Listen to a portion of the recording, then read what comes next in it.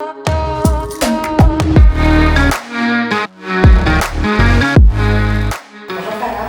Milan, ça fait plaisir de te voir. J'adore cet espace. Merci. C'est inspirant. Merci. Ah voilà, ça fait 25 ans 25 ans qu'on se connaissons. connaît. Que de souvenirs. Oui, de beaux souvenirs. Inoubliables. Alhamdoulilah, de bons moments avec la citadine et deux supports marocains. Il n'y avait que deux supports marocains. Citadine et Femmes du Maroc. Et on a fait de très beaux shootings. Beaucoup de belles choses. Que de bons souvenirs. C'est une époque marquante et qui a marqué le monde de la beauté, de la cosmétique, de la coiffure, de la photo.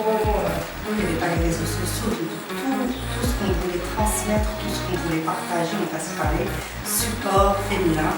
Et les deux seuls supports marocains, les premiers, on a travaillé avec. Je suis très fière d'avoir travaillé, d'avoir fait de très belles choses avec vous. C'était Citadine et Femmes du Maroc. Donc ça a évolué en 25 ans, il y a beaucoup de changements. Mais le professionnalisme et tout ce qu'on a partagé reste quand même unique. Farah de l'époque et de toujours, ton binôme de toujours, c'est ta maman. C'est ma maman. Léa, oui. C'est ma moitié. Et ben, moi, elle n'était pas du tout du domaine. Elle était vraiment dans l'enseignement et un autre domaine. Et vu l'ampleur que dans le temps, mon institut, mon salon, je faisais plusieurs activités, donc le salon, de coiffure. Et tu avais ouvert ton salon En 93. Donc mes salons, en 98, j'ai une grande marque de cosmétiques française qui est Make Up Forever, que je distribue aux professionnels. Donc aussi la qualité du produit m'a beaucoup aidé. Donc ils m'ont beaucoup formée aussi. Et donc mon amour pour le make-up, la beauté, la femme, c'est ce qui a fait que là j'ai très bien évolué. Grâce à maman aussi qui m'aidait, parce que moi c'est le côté artistique, côté travail, et elle c'est une question de gestion, et c'est très important, donc on se complétait très bien. Donc est-ce que tu sens avoir réussi à l'époque, parce que ça fait 25 ans, et 25 ans c'est quand même énorme, et à cette époque, c'était quand même une révolution de pouvoir travailler dans ce sens, à part les mariages, on ne parle pas des mariages, des fêtes, des cérémonies, mais on parle justement de toutes ces photos, de tous ces reportages mode, beauté qui paraissaient dans les deux magazines. Qu'est-ce que tu sens avoir réussi à cette époque-là en étant un élément parmi tous ces éléments qui ont fait que la presse féminine réussissait à l'époque? Alors déjà la première chose, je pense, c'est l'amour pour parce que depuis toute petite, j'adore développer le make-up. Puis le côté créatif, j'adore créer, mélanger un peu les textures, mélanger, faire de la création. J'adore mon métier, comme je disais, c'est très important. Et j'aimais le partage, j'aimais la création en général. Donc c'est ce qui m'a vraiment poussée à réussir aussi bien pour les supports, pour les shootings, les photos, et que pour les clientes, les mariés, les formations. Longtemps j'avais commencé au style de formation de make-up, j'ai eu des demandes, donc j'étais dans la formation très jeune aussi. Donc là j'ai mon côté artistique, ma bonne formation, Make Up Forever, donc le produit qui m'a beaucoup aidé, la famille, l'entourage, les bonnes ondes que j'ai rencontrées, les bonnes personnes qui ont fait La passion, il y avait beaucoup de passion. Est-ce que tu ressens des regrets aujourd'hui, des choses perdues, des valeurs perdues par rapport à ce métier et à ce que c'est devenu aujourd'hui? Il y a quand même une valeur perdue parce que tout le monde avec les réseaux sociaux déjà, on a banalisé un peu la chose en fait. Ça s'est banalisé, tout le monde veut tout faire. Et c'est pas comme avant, c'est vraiment quand on réussissait, c'est d'abord avec le sérieux, le travail, la passion. Et c'est comme ça, le bouche à oreille, c'est ce qui faisait notre réussite. Maintenant, bon, il y a encore des gens bien sûr qui travaillent très bien, mais les réseaux sociaux, moi je trouve qu'on banalisait un peu.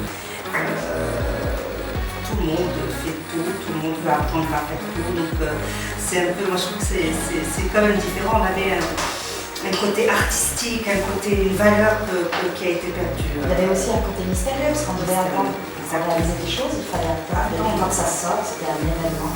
Aujourd'hui, c'est tout de suite dans la seconde. Et ça s'est un peu banalisé, mais à côté, il y a quand même des bons côtés de la chose, du fait que ça soit médiatisé, qu'il y ait les réseaux sociaux, c'est que les gens apprennent, ils savent tout ce qui se passe, ils sont à la page, etc. Avant, ça prenait beaucoup plus de temps. Mais à côté, je trouve que quand même tous les métiers, je ne parle pas du côté make-up, etc., c'est un peu banalisé. Mais ceci dit, le monde de la beauté a vachement évolué. Beaucoup. La femme marocaine a changé déjà, parce que moi je recevais des maris à 25 ans, là j'en reçois encore. C'est très différent. La femme marocaine n'allait jamais chez le coiffeur, chez l'esthéticienne, elle attendait son mariage pour y aller. Alors que là, à partir de 12 ans, 13 ans, la jeune fille fait ses mains, ses pieds, elle est au courant de tout, elle se maquille, elle s'épile, elle fait ses soins de visage, ses extensions de cils. Avant c'était une première, donc elle avait peur quand elle venait, aussi bien les modèles, les jeunes modèles qu'on faisait pour le shooting. J'en ai reçu dernièrement les Hatiwi qu'on avait maquillé pour la première fois, c'est-à-dire. Et les maris aussi, c'était la première fois qu'ils s'épilaient les sourcils, c'était la première fois qu'elles faisaient des soins de visage, des manucures, des pédicures. Donc là, c'est une évolution énorme, c'est très différent par rapport à là, elle vient, elle sait ce qu'elle veut, la plupart des c'est très différent. Donc, par exemple, tu as parlé de Léla Hadjiwi, c'est quand même extraordinaire de savoir que tu étais parmi peut-être les premières qui l'avait maquillée au tout début de sa carrière de mannequin. Elle l'a dit dernièrement, elle a fait une visite, elle l'a dit, ça fait plaisir.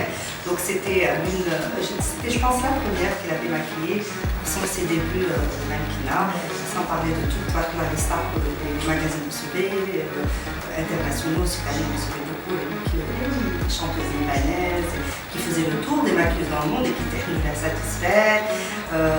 Aussi pour les caftans, les premiers caftans qui ont été organisés par Famille Maroc, les Miss Maroc, on organisait tout le temps, etc. Donc beaucoup d'événements. C'est un hommage qu'elles doivent en fait, toutes ces influenceuses et ces blogueuses qui sont magnifiques, font un super travail, doivent te rendre en quelque sorte, te rendre hommage un petit peu. Parce que la plupart, certaines aussi ont dû peut-être passer par ton académie, parce que la formation est un élément très très important dans ce métier. Comme pour beaucoup de choses, comme pour la mode, il y a une expertise, il faut apprendre. Il y a des gens qui ont des noms, mais avoir une formation, c'est quand même important. J'ai eu la chance d'être formée par la licence, Madame la licence qui est la créatrice des produits make-up. En tant que représentante au Maroc, donc je vais être bien sûr bien formée pour former tous nos clients qui étaient à la télévision, les instituts, les acteurs pour les films, etc. Donc j'ai transmis à tous ces élèves et j'en suis très fière. Et là, quand je vois sur les réseaux sociaux, la plupart elles rayonnent et vraiment j'en suis très très fière. Ce qui est dommage, elles disent pas toutes qu'elles ont fait des formations au Maroc. C'est un peu... Mais la plupart le disent et j'en suis fière et je continue à former et je mets toujours en avant les élèves et j'en suis fière. Quand elles réussissent, c'est ma réussite.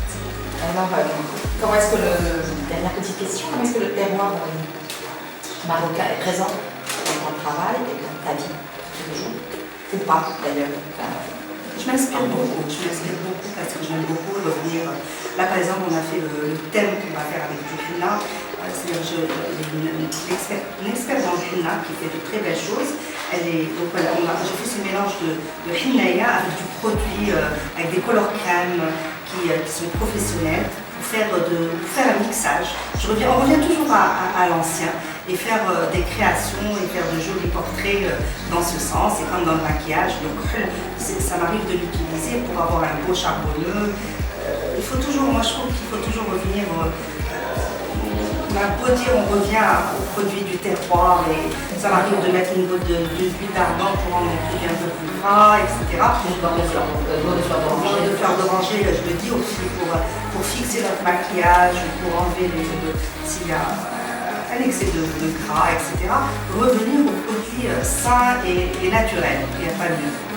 Alors, donc on est fiers d'être moraux. Bien sûr. Et comment? Très fiers d'être marocaine et très fiers de partager et de faire un message, même dans le make-up, avoir une petite touche marocaine. Vive le Maroc. Merci. Les Marocaines. Merci à toi et merci.